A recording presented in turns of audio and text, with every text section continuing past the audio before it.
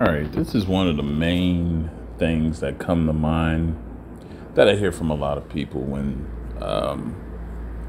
they're going through situations with a narcissist. The ruminating, right? And I spoke about this before, but I want to talk about another aspect, and that is while you're ruminating, trying to predict or forecast what the narcissist's next move is going to be, right? So let's say you've been discarded, contacts, no contacts in place, but it's not you creating the no contact. It's the narcissist creating no contact. And that's for another video too, because narcissists are now initiating no contact themselves. I mean, let's face it, folks, the information is out here now about narcissists. It's well abroad. People know about it. And so the narcissist knows that one thing they're going to do, they're going to always stay ahead of the curve. So they're going to beat you to the no contact a lot of times.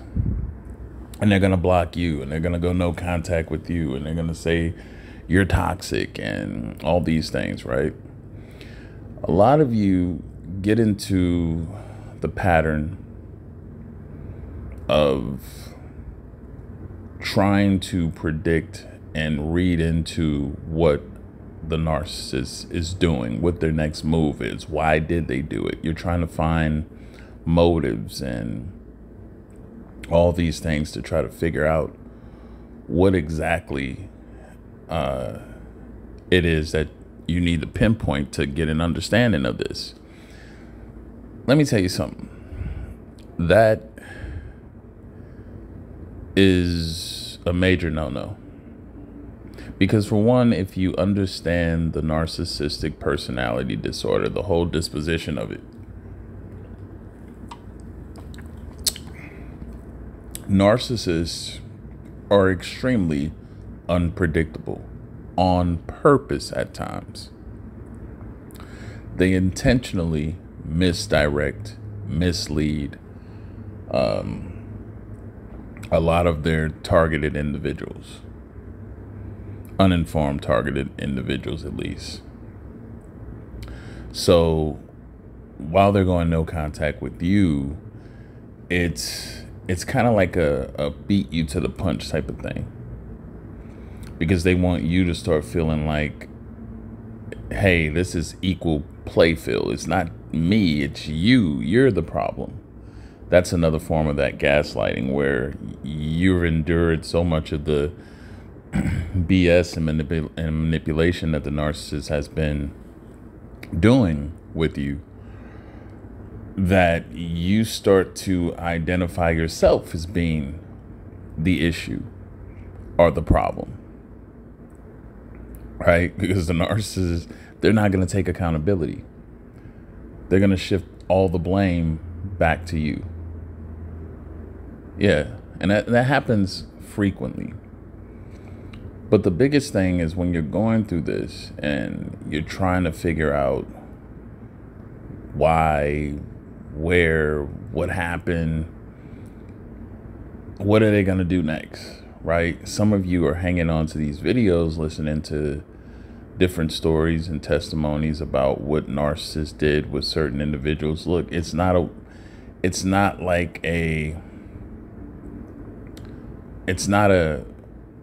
set recipe, if you will. They're going to change it up based on who they're dealing with. So everyone's narcissist of who they had may have done a whole different type of thing when it came to the discard and the whole interaction in general. That's why you can't read into and follow things that you've heard from other people's experiences and try to plug it into yours, because the narcissist you're with may not do any of the things that someone else's narcissist did. And maybe some cases you're narcissists may do the exact same thing. But I just want to impart to you that it doesn't always play out that way.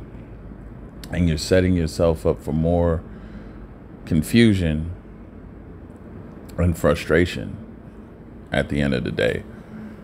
Because if you're trying to predict based off what you thought you knew about them and how they act, that's the false character that they were playing in a role of. Narcissists are extremely unpredictable. They're impulsive. They can pick up and next thing you know, they're married 2 weeks later after you two are done. They can move overseas, right? They can do any of the sorts of that may be way out of, the perception of what you've gotten used to knowing them as, because you knew them as the character that best suited you for what they needed. It's like coming out of costume. Halloween's coming up. You put on a costume, you go to parties and balls, wherever you are.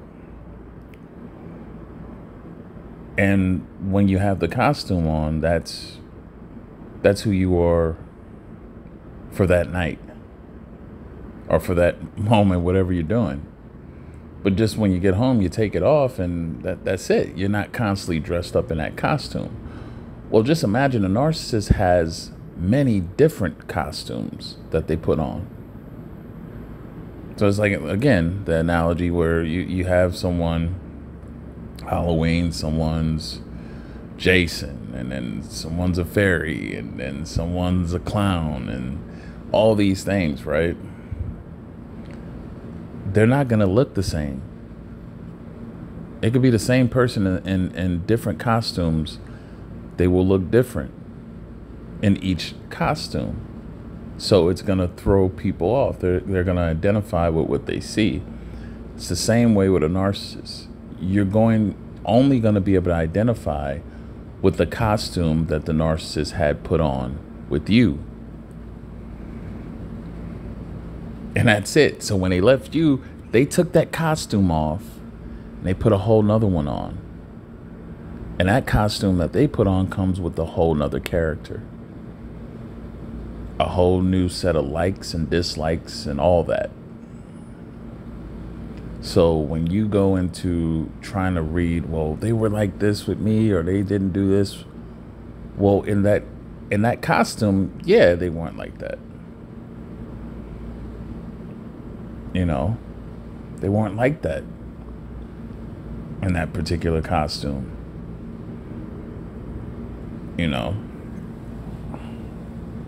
But they go somewhere else in a different situation.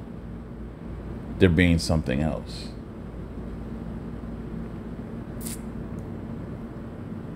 And so whenever you begin to try to read into, you're reading the character that was taken off and left behind with you. They left that character. It's like, if you can envision, they literally pulled that, unzipped themselves out of that character, stepped out of it, folded it up on the couch, and left it home with you, left it wherever you are at least. And they went somewhere else and got into another suit, another outfit, another costume, whatever you want to call it. Of course, the things, it's going to be different. You're only going to frustrate yourself trying to imagine and envision and looking at them and seeing, okay, well, they seem happy here. It's a whole nother movie. It's a whole nother script. They're not playing in your movie anymore. They played a villain in your movie. The other movie, they're playing the good guy. The damsel in distress.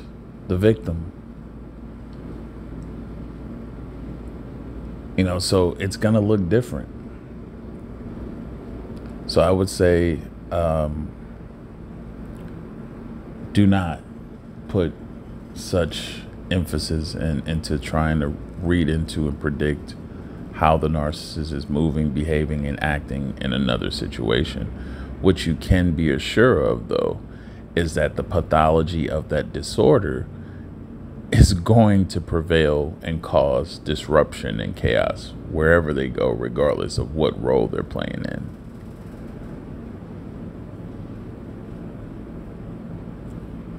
And they'll be on to the next scene in another movie and another role somewhere else after that one. And it goes on again, and again. All right? So that's all I got to say. Make sure to like, share, subscribe. If you want a one-on-one consultation with me, just click the link in the description box. Just shoot me an email. My email's in there. You can shoot me an email. I'll get you information on how to go about doing that. Till next time, have a good one. Enjoy yourselves.